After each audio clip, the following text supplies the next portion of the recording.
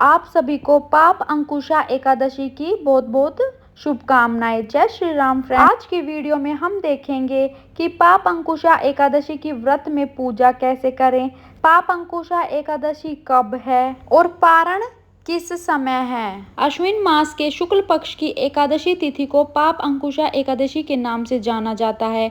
इस व्रत का सबसे बड़ा महत्व यह है कि यह व्यक्ति को पापों के बंधन से मुक्त करता है। सबसे पहले हम चौकी लगा लेंगे। चौकी पर पीले रंग का वस्त्र बिछा लेंगे। अगर आपके पास विष्णु भगवान जी की फोटो या मूर्ति कुछ भी है ले सकते हैं। उन्हें तिल का आसन देकर विराजमान करेंगे। अब गणेश जी को भी तिल का आसन देकर हम विराजमान कर लेंगे, क्योंकि गणेश जी के बिना हर पूजा अधूरी होती है। अगर आपके पास लड्डू गोपाल जी हैं तो आप उन्हें भी विराजमान कर लें। अगर आपके पास लड्डू गोपाल जी नहीं है तो सिर्फ आप विष्णु भगवान जी की भी पूजा कर सकते हैं। फिर हम सभी का स्नान करा देंगे। शुद्ध जल से हमें स्नान कराना है। फिर कलावा को वस्त्र के रूप में समर्पित करेंगे। फिर जनेऊ चढ़ाएंगे। अब सभी को टीका कर देंगे रोली और चंदन से। फ्रेंड्स, इस व्रत में ना चावल बिल्कुल निषेध होते हैं, तो सिर्फ आप तिल ही चढ़ाएं। अब घी का दीपक जलाएंगे। आप तिल का तेल भी ले सकते हैं और हाथ जोड़कर कहेंगे, हे भगवान, आज मैं आपके व्रत कर रही हूँ। अगर मुझसे कोई गलती हो तो आप मुझे क्षमा कर दीजिए।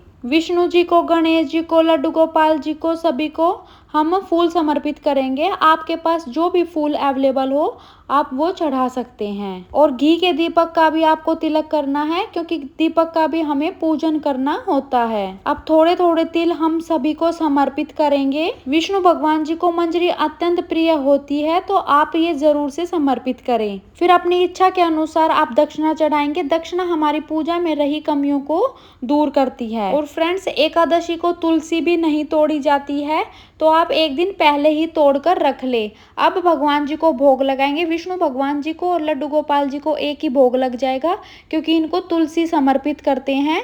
तुलसी के साथ ही हमें भोग को समर्पित करना है। और गणेश जी भगवान को हम अलग से भोग समर्पित करेंगे, क्योंकि इनके भोग में तुलसी नहीं रखा जाता है। अब धूप दीप दिखाएंगे। अगर आपके पास केला हो तो फ्रेंड्स आप विष्णु भगवान जी को केला जरूर से समर्पित करें। और एक जल का लोटा हम साथ में भरकर रखेंगे। अब हम कथा सुनेंगे। कथा सुनने के लिए या तो आप तिल रख लीजिए या फिर आप फूल रखकर कथा सुनेंगे। अगर आपके पास बुक है तो बुक से पढ़ रहे, नहीं तो आप मेरे चैनल पर आपको कथा मिल जाएगी, आप वहां से भी सुन सकते हैं। कथा सुनने के बाद हम थोड़े से तिल लोटे में डाल देंगे और विष्णु भगवान जी को भी समर्पित कर देंगे। अब हम आरती कर लेंगे। आरती करने के लिए सबसे पहले आपको गणेश जी की आरती करनी है, फिर आपको विष्णु भगवान जी की आरती करनी है। इस एकादशी के व्रत करने से बहुत सारे सुखों की प्राप्ति होती है, जैसे धन की कमी नहीं होती, पुत्र प्राप्ति होती है। सभी सुख मिलने के बाद हमें मोक्ष की प्राप्ति होती है। फ्रेंड्स, इस व्रत को आप निर्जला भी कर सकते हैं और फलाहार भी कर सकते हैं। जैसे आपकी बॉडी में जितना भी सामर्थ्य हो, आपकी बॉडी जितनी अलाउड करे वैसा ही आप व्रत कर सकते हैं।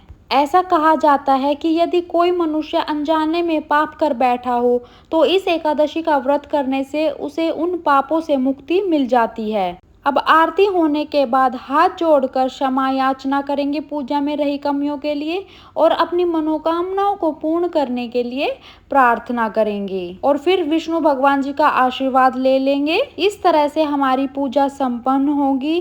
फ्रेंड्स, जो ये लोटा है, हम इस लोटे को सूर्य को अर्घ्य देकर आ जाएंगे और जो भी भोग प्रसाद है उसे आप परिवार के सदस्यों में बांट सकते हैं। फ्रेंड्स, पाप अंकुशा एकादशी पर किए गए दान पुण्य का भी बहुत विशेष महत्व होता है।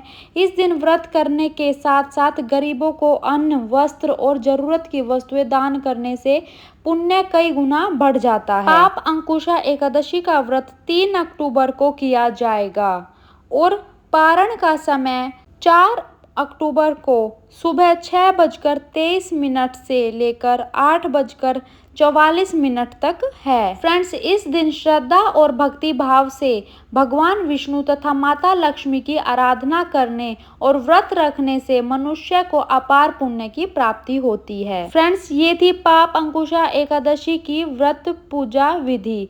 तो प्लीज़ आप बताएं, अगर आपको अच्छी लगी हो तो प्लीज़ लाइक करें और ऐसे ही इंफॉर्मेटिव वीडियो के साथ मैं मिलूंगी आपको नेक्स्ट वीडियो में। और फ्रेंड्स, हेल्दी रूट्स को सब्सक्राइब करना नहीं भूलना। Thank you so much.